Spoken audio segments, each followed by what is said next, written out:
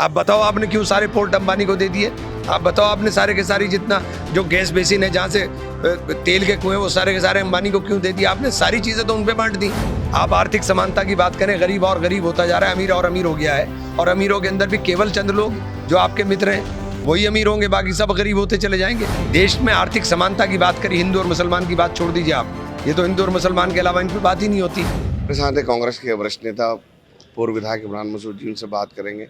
इमरान जी, आपका स्वागत है। शुक्रिया। मेरा ही प्रधानमंत्री ने कहा है कि कांग्रेस ने मैनिफेस्टो में कहा है कि सोना छीन लेंगे, आपका मंगलसूत्र छीन लेंगे। क्या देखिए, झूठ परोसना बंद होना चाहिए देश में, और प्रधानमंत्री के मुंह से ऐसी बात निकलती है, बहुत गलत है। कहाँ आप दिखा दीजिए, कहाँ है? कोई दिखा नहीं सकता है। देश के अंदर आर्थिक समानता की बात राहुल जी ने की है। आपने अंबानी और अडानी को हजार गुना पैसा कमवा दिया। देश का गरीब और गरीब होता जा रहा है। देश में नौजवान बेरोजगार हो गया, किसान के पास फसल के खाने के पैसे नहीं है, सारी संपदा आपने इनको बांट दी। आप इसके ऊपर बात नहीं करना चाहते, इधर से ध्यान हटाने के लिए इधर उधर की बात करते रहते हैं। आप बताओ आपने क्यों सारे पोर्ट अंबानी को दे दिए? आप बताओ आपने सारे के सारी जितना जो गैस बेसिन है जहाँ से तेल के कुएं वो सारे के सारे अंबानी को क्यों दे दिया? आपने सारी चीज़ें तो उन पर बांट दी। देश की जो कीमती चीज़ें हैं वो तो आपने इनको बांट दी, दो लोगों को।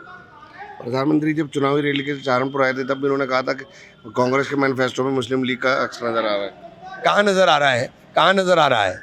आप प्रधानमंत्री हो, कहाँ नज़र आ रहा है? आपको बताओ ना। आपके मुंह से निकला हुआ हर शब्द मायने रखता है, हर शब्द का वजन है, तो आपको बताना भी चाहिए कि कहाँ नज़र आ रहा है। एक सभा में प्रधानमंत्री ने कहा था कि ये सरकारी संपत्ति को मुसलमानों में बांट देंगे। आपने तो सारी संपत्ति अंबानी और अडानी में बांट दी, छोड़ी कहाँ किसी को बांटने के लिए? आपने छोड़ी कहाँ किसी का? देश में आर्थिक समानता की बात करी, हिंदू और मुसलमान की बात छोड़ दीजिए आप, ये तो हिंदू और मुसलमान के अलावा इन पर बात ही नहीं होती। आप आर्थिक समानता की बात करें, गरीब और गरीब होता जा रहा है, अमीर और अमीर हो गया है, और अमीरों के अंदर भी केवल चंद लोग जो आपके मित्र हैं वही अमीर होंगे, बाकी सब गरीब होते चले जाएंगे। प्रधानमंत्री कह रहे हैं विपक्ष एक जगह नहीं है, हर साल नया प्रधानमंत्री बनाया। क्या प्रधानमंत्री के अलावा भी इस देश में बहुत मुद्दे हैं? क्या प्रधानमंत्री के अलावा मुद्दे नहीं? कि हम हर बात प्रधानमंत्री की जवाब दें? प्रधानमंत्री जी को तो बोलने की आदत है, वो तो बोलते रहते हैं, उनके जुमले हैं। हर चुनाव में वो नए नए जुमले उछालते हैं, ये भी जुमले उछाल रहे हैं, उछालने जुमले। तो आपकी नज़र में क्या मुद्दे हैं देश के? देश का मुद्दा है देश का नौजवान जो बेरोजगार है।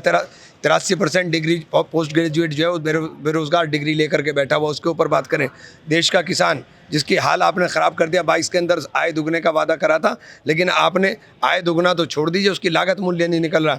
नारी जो अपना किचन चलाने के लिए उसके ऊपर भारी हो गया, नारी का किचन उसके ऊपर भारी हो गया, इसलिए क्योंकि 400 का सिलेंडर 1100 रुपये में, सब्जी के दाम 3 गुना, दाल के दाम 3 गुना, तो जो रसोई का सामान है उसके दाम 3-3 गुना आपने कर दिए।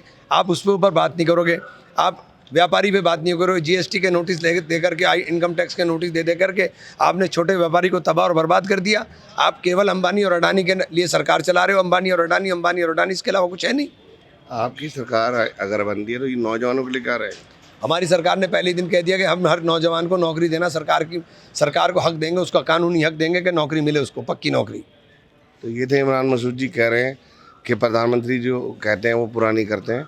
शेष यूपी के लिए सहारनपुर से सैयद मशकूर। उत्तर प्रदेश की हर खबर से अपडेट रहने के लिए श्रेष्ठ यूपी को करें सब्सक्राइब, बेल आइकन दबाएं और देखते रहें श्रेष्ठ यूपी।